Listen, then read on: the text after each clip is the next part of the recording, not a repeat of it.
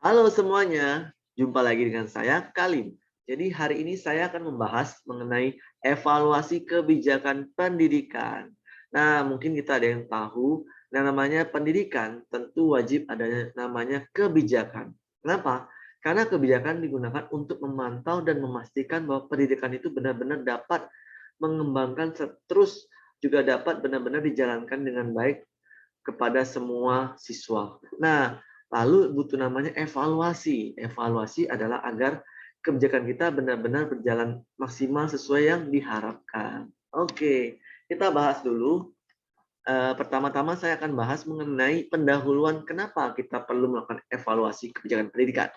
Oke, kita perlu tahu yang namanya proses melaksanakan kebijakan pendidikan itu perlu mendapatkan perhatian khusus. Artinya benar-benar harus dijalankan dengan sungguh-sungguh dan dengan teliti. Nah, dalam melaksanakan suatu program, itu sudah pasti wajib butuh evaluasi. Begitu pula dengan merumuskan kebijakan pendidikan. Karena kalau kebijakan tanpa evaluasi, nanti hasilnya tidak dapat kita pantau dan tidak dapat terus kita kembangkan. Lalu, evaluasi sendiri merupakan proses akhir dari semua langkah untuk merumuskan kebijakan. Jadi langkah terakhir yang wajib ditempuh ialah tadi evaluasi kebijakan pendidikan. Oke, kita sama-sama bahas mengenai evaluasi. Yang namanya evaluasi apa itu? Evaluasi adalah suatu kegiatan yang dilakukan untuk menilai dan mengukur program dari semua aspek untuk mengetahui apakah sebenarnya program tersebut sudah terlaksanakan dengan baik atau belum.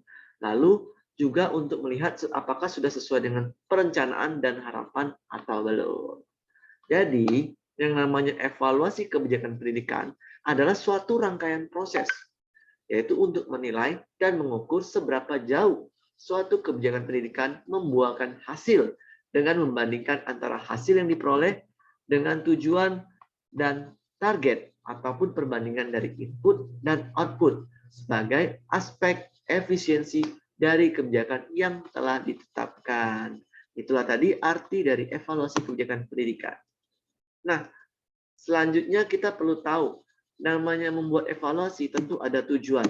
Apa saja sih tujuannya? Oke, di sini kita akan bahas ada 6 tujuan menurut Subarsono tahun 2013. Yang pertama yaitu mengukur apa pengaruh dari program tersebut terhadap masyarakat. Lalu kedua, mengukur apakah program kegiatan tersebut telah dilaksanakan sesuai dengan rencana kebijakan.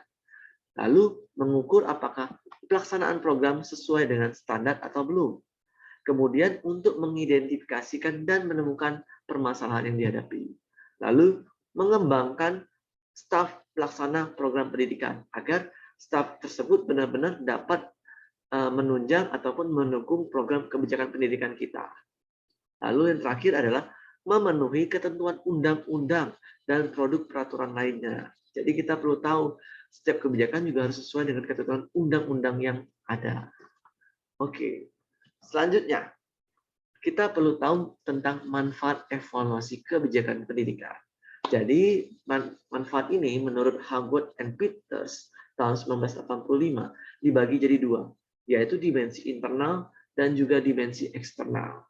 Nah, dari segi internal itu ada 3 hal. Yang pertama, mengetahui keberhasilan suatu kebijakan yang dilakukan. Lalu kedua, mengetahui efektivitas kebijakan dengan penilaian. Dan yang ketiga adalah menghindari pengulangan kesalahan.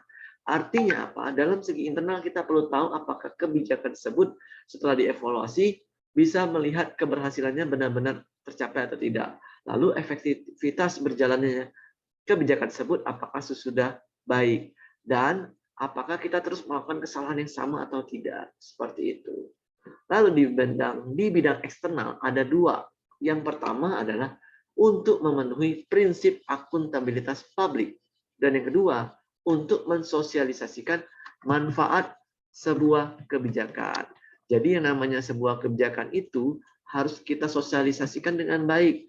Agar apa?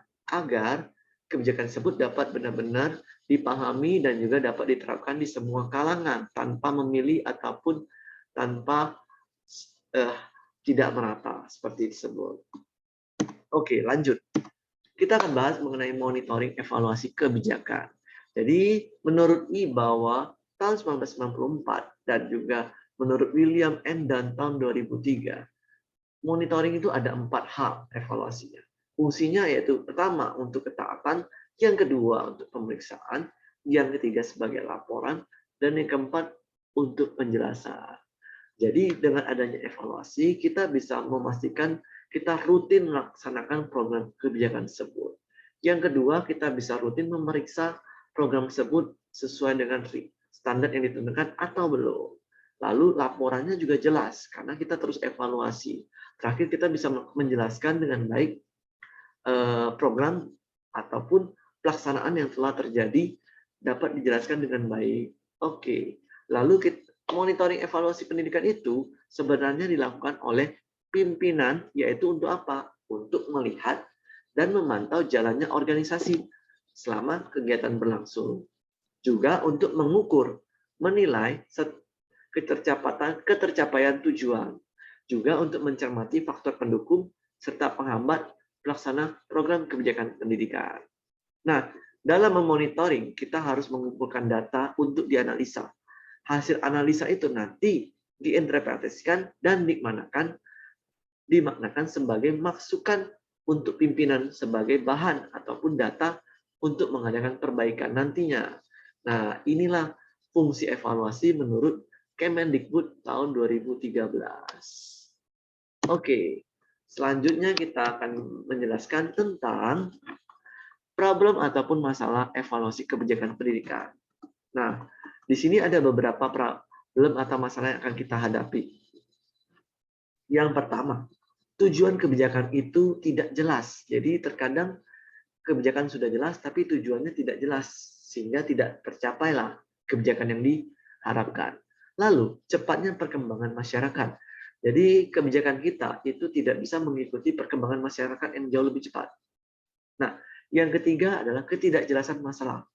Ada masalah yang ditemui, namun tidak jelas apa itu akar masalah tersebut. Lalu, keterkaitan masalah.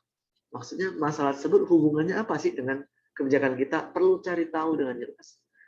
Kemudian adalah subjektivitas masalah. Jadi setiap masalah memiliki subjektivitas yang perlu kita ketahui terlebih dahulu.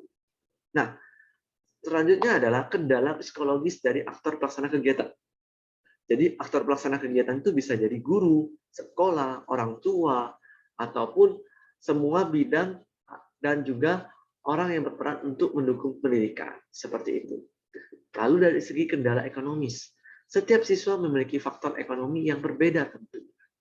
Nah, selanjutnya adalah kurang tersedianya data secara memadai dan informasi yang up to date. Artinya kita harus ketika melakukan kebijakan, kita kadang data kita tuh belum valid ataupun nggak up to date, sehingga kita tertinggal dan kita tidak bisa mengikuti perkembangan zaman yang ada. Nah, selanjutnya ada kendala dari politis. Terakhir adalah kurang tersedianya evaluator. Jadi evaluator juga sangat penting karena dia berperan untuk mengevaluasi dan memastikan evaluasi ini benar-benar akurat dan bisa diterapkan dan dikembangkan lagi. Seperti itu. Oke, kesimpulan akhir dari hari ini adalah evaluasi yaitu berguna untuk sebagai tahap akhir dari sebuah proses kebijakan, di mana itu merupakan penilaian mengenai apa yang terjadi sebagai akibat pilihan serta implementasi kebijakan. Jadi, jika dipandang perlu, dalam evaluasi kita dapat melakukan perubahan terhadap kebijakan yang dilakukan, sehingga dengan adanya evaluasi, kita bisa merubah kebijakan tersebut menjadi lebih baik dan dapat benar-benar diterapkan di masyarakat kita. Oke, itulah kesimpulan hari ini.